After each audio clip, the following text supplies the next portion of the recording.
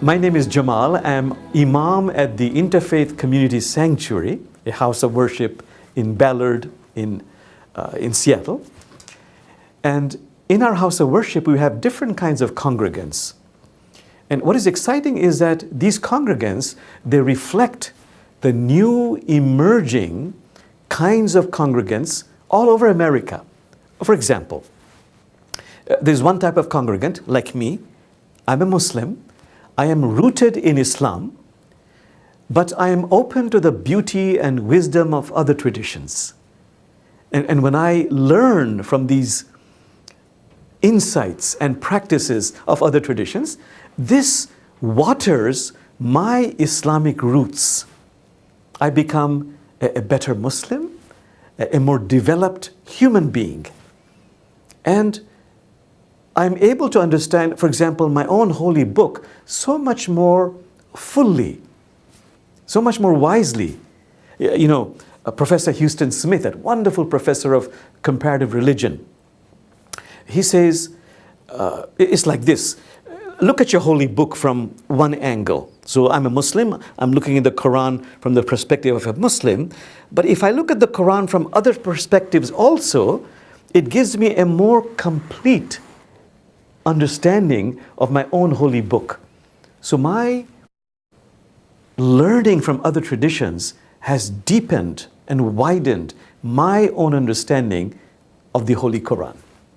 So that's one type of congregant. Then you have another type of congregant in our house of worship that is really a very rapidly growing category in the United States. Spiritual, but not religious. Or as he's jokingly said, none of the above. Or in the mystical sense, they're described as bees collecting nectar from different flowers. Now in the past, the criticism was that, it's like digging a well. You go only to a certain depth, but then you give up and dig another well, and another well, and another well. And so you never really reach water.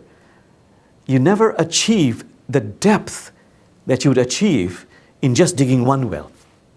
Now that metaphor has been countered by another metaphor, which says that actually that person who is spiritual but not religious is digging one well, but using more than one instrument, using maybe 2, 3, or 4 instruments.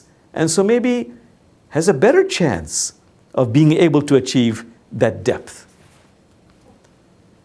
Now, there is also a third type of congregant. For example, in our house of worship, we have Dr. Ann Holmes Redding. She used to be the Episcopalian priest in St. Mark's in Cathedral. It's a cathedral. And she was a very popular priest, a Christian, but who also chose to become a Muslim, but without giving up her identity as a Christian. She is both a Christian and a Muslim. And she claims that by being a Muslim, this has made her a better Christian and vice versa. And her love for Jesus, peace be upon him, has become so much more sweeter. And she's so much more a complete human being. So in academic terms, as I understand it, in the American academic term, it might be called as a person having 2 majors.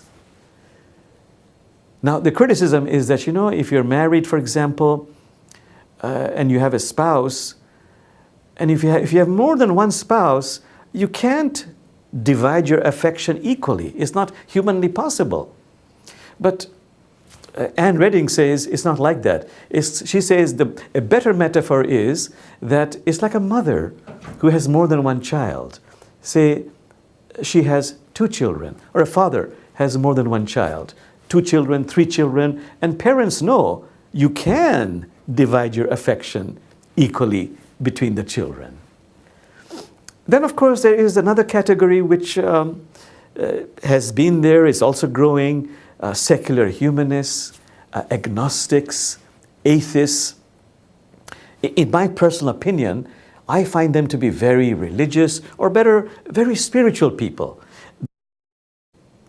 They believe in God, they have faith in my understanding, but they just call God by a different name. They call God justice, compassion, humanity. And in any case, in our congregation, we have these types of people, these type of congregants, because even though the agnostics or atheists, they say that they would love to learn practices, say, of meditation. Because there's no such thing as a Muslim silence or a Jewish silence. It's just silence. Or practices of forgiveness, of cultivating compassion. These are spiritual practices found in every major tradition. And by the way, I love this story of an atheist or agnostic father who tells his son, "Son, there is no God." And the son, who is trained to question, he says, "Father, how do you know?"